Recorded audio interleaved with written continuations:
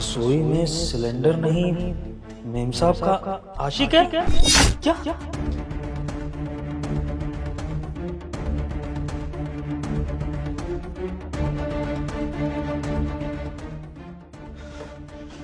सना, अरे तुम आ गए। चलो अच्छा हुआ, मैं खाना भी जस्ट अभी बन के रेडी हुआ है तो मैं सर्व कर देती हूँ।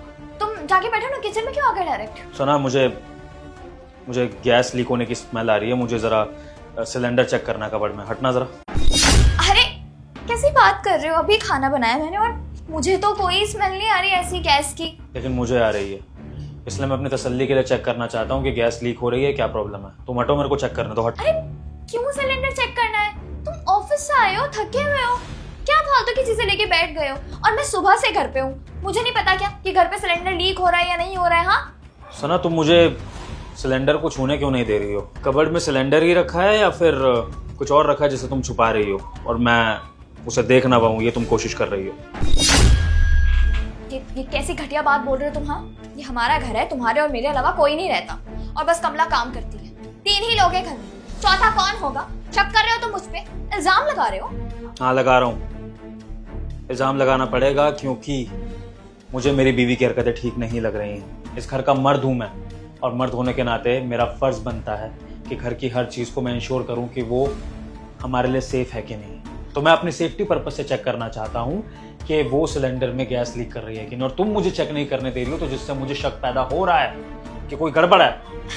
ऐसी बात नहीं है, मैं बस ये चाहती हूँ कि तुम ऑफिस से आए हो, पूरे दिन काम किया तुमने, तुम थक गए हो। I just want you to be at peace, you know। तुम जाओ, आराम से बैठो, मैं खाना लाती हूँ गरम गरम और तुम खाना खाओ, फिर सो जाना, या फिर उसके बाद देख लेना, देखना है तो। अभी तुम जाओ ना। मुझे इससे कोई प्रॉब्लम नहीं है कि मैं थका आ रहा आया हूँ और मैं घर की सेफ्टी के लिए कुछ चेक करूँ, लेकिन तुम्हें इस चीज़ से बहुत ज़्यादा प्रॉब्लम हो रही है सना। और अब मुझे गुस्सा मत दिलाओ, चुपचाप से मेरे रास्ते से हटो और मुझे सिलेंडर चेक करना है। हटो। विभोर, समझ नहीं आता तुमको एक बार में? हाँ डांटना पड़ेगा क्या हर चीज के लिए? बच्चे हो तुम, कह रही हो ना अभी ऑफिस से आए हो और वैसे भी जूते पहन के तुम किचन में आ गए हो, तुम्हें शर्म भी नहीं आ रही है। जाओ बाहर, जूते उतारो, फ्रेश हो जाओ और मैं खाना लेके आ रही हूँ। सना, कहीं तुमने सिलेंडर की जगह अपना कोई आशिक तो नहीं छुपा रखा, जिसको छुपाने के लिए तुम ये सब ड्रामा कर रही हो? विभोर कोई नहीं है वहाँ पे, पागलों वाली हरकतें मत करो। मुझे समझ नहीं आ रहा कि ऑफिस से आते ही तुम्हें क्या हो गया है, क्यों अजीब तरीके से बिहेव कर रहे हो? सुन मेरी बात, मुझे अच्छे से पता है कि तू अंदर छुपा हुआ है। तू जो कोई भी है, चुपचाप बाहर निकल आ, क्योंकि अगर तू खुद से बाहर नहीं आया तो मैं तुझे बाहर निकालूंगा। तेरी बेहतरी इसी में है कि बाहर निकल जा, तेरी और तेरी आशिक दोनों के लिए अच्छा होगा ये। निकल बाहर। तुम पागल हो गए हो क्या? कुछ भी बोले जा रहे हो, ऐसा कुछ नहीं है विभोर। सुना, मैं तुझे आखिरी बार बोल रहा हूँ, बाहर आ रहा है या नहीं? विभोर तुम पागल लग रहे हो इस वक्त इस तरह की बातें करते हुए। मुझे एक बात बताओ, तुम पी कर आए हो क्या? ऐसा लग रहा है कि तुम्हें चढ़ गई है, नशे में हो तुम, इसलिए ऐसी उल्टी सीधी बातें कर रहे हो। तुम ऐसे नहीं मानोगी। हटो यहाँ से, हटो यहाँ से, हटो।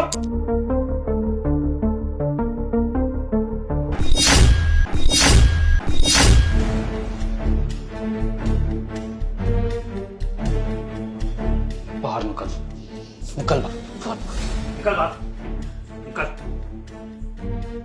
चल चल।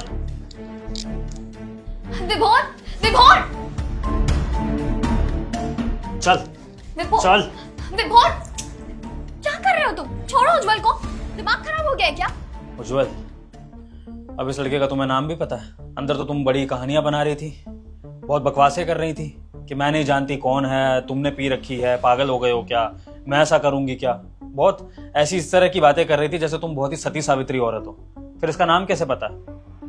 आ गई ना तुम भी उसी घिनौनेपन पर जिस पर पूरी दुनिया चल रही है। आज बाहर हर जगह यही हो रहा है, हर घर में कोई ना कोई अफेयर कर रहा है, अपने पार्टनर को धोखा दे रहा है। और सबसे ज्यादा तुम जैसी लड़कियां जो शरीफ बनने का ढोंग करती हैं, शादियां कर लेती हैं अपने माँ बाप के कहने पे और फिर पति की जिंदगी बर्बाद करती हैं। क्यों करती हो शादी तुम जैसी लड़कियां? मुझे ये समझ में नहीं आता जब तुम्हें यही सब करना होता है तो। और एक मिनट, जरा तुम्हारी शराफत की बात कर लेते हैं। तुम वही लड़की हो ना जिसने शादी करने से पहले 100 नखरे दिखाए थे कि मुझे तो ऐसा लड़का चाहिए जो मुझे चीट ना करे, किसी दूसरी लड़की की तरफ देखे बिना, मेरे साथ लॉयल रहे, मेरे लिए ये करे वो करे, फाइनेंशियली स्टेबल हो, ये सब हो। कितनी कंडीशंस रखी थी तुमने मेरे माँ बाप के आगे कि जैसे पता नहीं कहाँ की हूर परी हो। लेकिन फिर भी हमने तुम्हारी सारी कंडीशंस पूरी करी, मैंने सारा लॉयल्टी टेस्ट दिया, मैंने तुम्हें अपना फोन तक चेक करा दिया, मैंने तुम्हें अपना बैंक बैलेंस दिखाया, मैंने अपने रिश्तेदारों से मिलवाया, दोस्तों से मिलवाया, सब कुछ कराया, अपने ऑफिस तक तुम्हें ले गया ये दिखाने के लिए कि मैं कितना शरीफ इंसान हूं और मैं तुम्हारे काबिल हूं कि नहीं। और उसके बाद तुमने अपने माँ बाप की सहमति से मुझसे शादी करी थी। जब यही सब करना था तो वो सब ड्रामे क्या थे? क्या बन के दिखाना चाहती थी अपने आप को? हैं? हम मर्द पागल हैं जो हम लॉयल्टी टेस्ट देंगे? जब तुम जैसी लड़कियां धोखा दे रही हो, सरेआम धोखा दे रही हो, तो फिर लॉयल्टी टेस्ट हम मर्द क्यों देंगे? तुम दोगी ना। चलो छोड़ो, अब क्या वजह थी अफेयर करने की? सब कुछ था तुम्हारे पास, तो अब क्यों किया अफेयर? Shut up. कोई अफेयर नहीं है ये। ऐसा नहीं है कि तुमसे शादी होने के बाद मैं इससे मिली हूँ और उसके बाद हमें प्यार हुआ। जब तुम मेरे घर रिश्ता लेके आए थे ना, उससे भी 2 साल पहले से ही हम दोनों एक दूसरे से प्यार करते थे, रिलेशनशिप में थे हम और शादी भी करना चाहते थे। वो तो घर वालों ने जबरदस्ती मेरे सर पे तुम्हारा रिश्ता लाके मार दिया। और वो जो तुम कह रहे हो ना कि मैंने लॉयल्टी टेस्ट लिया था, बहुत सारे ड्रामे किए थे, वो सब इसीलिए किया था ताकि तुम या तो लॉयल्टी टेस्ट में फेल हो जाओ या फिर तुम खुद ही थक हार के रिश्ते के लिए मना कर दो। लेकिन नहीं, तुम उन लड़कों में से निकले जिससे कभी अपनी लाइफ में कोई लड़की पटाई नहीं गई। किसी लड़की से तुम प्यार नहीं कर सके और ना ही किसी लड़की को खुद से प्यार करवा सके। तो लव मैरिज का तो चांस ही नहीं था। बचा ऑप्शन अरेंज मैरिज का। अरेंज मैरिज में तुमको एक लड़की मिल गई, अच्छी, सुंदर और सारी क्वालिटीज थी, तो तुमने भी लॉयल्टी टेस्ट में 100% दी और मेरे माँ बाप को ऐसा यकीन दिला दिया कि तुम ही मेरे लिए परफेक्ट पार्टनर हो। मुझे मौका ही नहीं मिला कि मैं उज्जवल को अपने पेरेंट्स से इंट्रोड्यूस करवा सकूं। इतना प्रेशर बनाया मेरे ऊपर घर वालों ने कि मुझे शादी करनी पड़ी तुमसे मजबूरी। क्या करती मैं? लड़की हूं ना, सोसाइटी प्रेशर बनाती है, सोसाइटी के नाम पे हमें बहलाया फुसलाया जाता है कि हमारे लिए, सोसाइटी के लिए कर लो। क्या करती? बस इसीलिए मैंने तुमसे शादी की और प्लान यही था मेरा कि मैं कुछ वक्त बाद तुम्हें सच बताऊं और उसके बाद डाइवोर्स ले लूं। ठीक है, मान लिया शादी के पहले का अफेयर था, प्रेशर में शादी कर ली ये भी मान लिया था, लेकिन दिल नाम की चीज तो होगी ना तुम में, क्योंकि तुमने इससे दिल लगाया है। तुम्हें ये नहीं दिखा कि शादी के बाद एक आदमी तुम्हारे लिए दिन रात कितना कुछ कर रहा है, पागलों की तरह तुम्हारे आगे पीछे दौड़ता है इस आस में कि तुम्हारा प्यार मिल जाए, तुमसे 2 घड़ी बैठ के बात कर लूँ, हंसी खुशी अपनी जिंदगी बिता ले, अपनी फैमिली को आगे बढ़ाए। क्या मैं इतना कुछ करने के बाद भी तुम्हारा दिल नहीं जीत पाया कि तुम इसको भूल जाओ और शादी के बाद अपने पति के लिए लॉयल रह लो? शादी के बाद तो ये सब चीजें छोड़ी जा सकती थी ना। क्या इतनी मान मर्यादा भी तुम्हारे माँ बाप ने नहीं सिखाई, इतने संस्कार भी नहीं दिए कि शादी के बाद ये सब नहीं करना होता? बिल्कुल ही कंधपने पे उतारा है। मैं जैसा भी हूं, लेकिन शायद इस काबिल तो हूंगा कि तुम्हारा दिल जीत लिया हो एक बार को। नहीं हो पाया तुमसे और ना ही कभी हो पाएगा। तुम उस लायक ही नहीं हो। देखो खुद को, माना कि तुम्हारे अंदर एक परफेक्ट हस्बैंड बनने वाली बाकी सारी क्वालिटीज होंगी, लेकिन हर इंसान का एक टाइप होता है, उनकी खुद की पसंद होती है और तुम उस टाइप के हो ही नहीं कि मैं तुम्हें पसंद कर सकूं।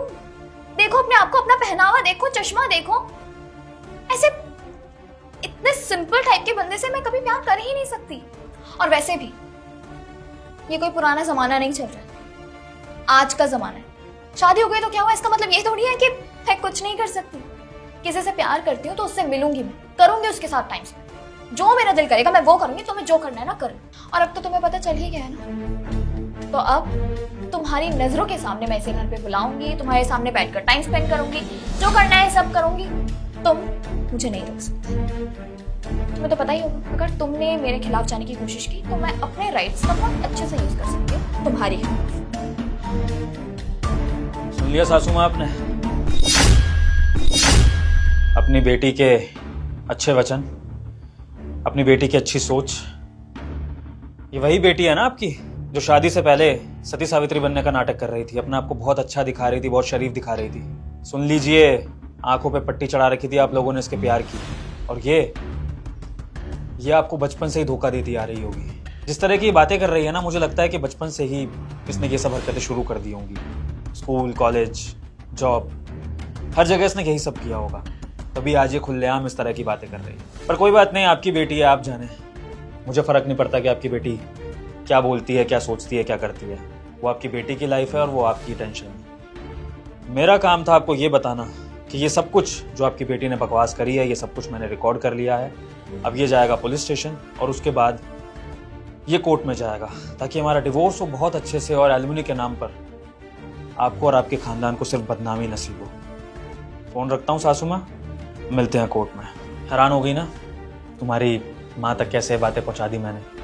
बड़ी शर्म भी महसूस हो रही होगी। वैसे तुम जैसी लड़की को शर्म महसूस होगी नहीं, क्योंकि जो अपने पति और अपनी नौकरानी के आगे इस तरह की घिनौनी बातें कर सकती है अपने आशिक के साथ खड़े होकर, तो अपनी माँ की भी क्या शर्म करेगी। लेकिन फिर भी मैंने ये दाव खेला अपनी सेफ्टी के लिए, क्योंकि शक तो मुझे कमला के बताने पर ही हो गया था।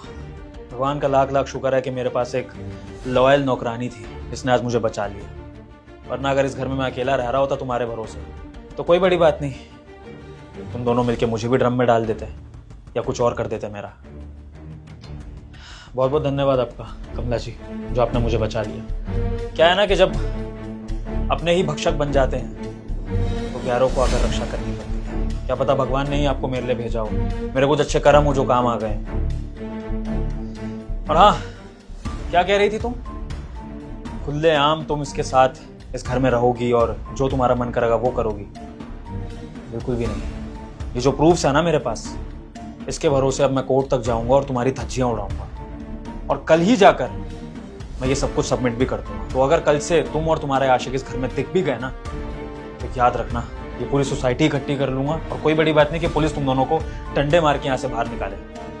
निकलो यहाँ से, गेट आउट। ओ, हम क्या किसको दे रहा है बे? सामने औरत खड़ी है तो चिल्लाएगा, क्या कर लेगा तू?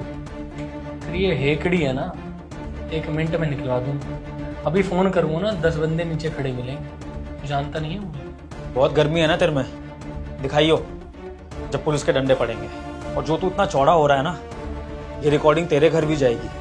तेरा भी तो कोई घर परिवार होगा ना, तेरी माँ बहन, तेरा बाप है, या फिर तेरी मेरी बीवी की तरह कोई और गर्लफ्रेंड्स। क्योंकि तेरे जैसे इंसान पर भरोसा करना आसान नहीं है। तू क्या जाने सच्चा प्यार क्या होता है। क्या पता तूने इसकी जैसी और फांस रखी हो पैसों वैसों के लिए, तो उसको भी सच्चाई पता लगी जाएगी। तो तू भी डर के रह, क्योंकि अगर ये रिकॉर्डिंग्स तेरे घर पहुंच गई ना, तो तेरे घर वाले ये नहीं सोचेंगे कि तू कहाँ का गुंडा है। उनके लिए तो उनका बेटा, उनका भाई है, और जब उनको तेरी ये सच्चाई पता लगेगी तो वो भी तुझे छोड़ेंगे नहीं। तेरी भी जिंदगी बर्बाद होके रहेगी। और अभी भी अगर ज्यादा चर्बी है तो उठा मेरे पे हाथ। मेरे एक चिल्लाने पे ना 10 लोग इकट्ठे होंगे और तुझे घसीटते हुए लेकर जाएंगे पुलिस स्टेशन तक। आजमाना है तो आजमा ले, वरना अपनी बंदी को लेके बाहर निकल यहाँ से। निकलो दोनों।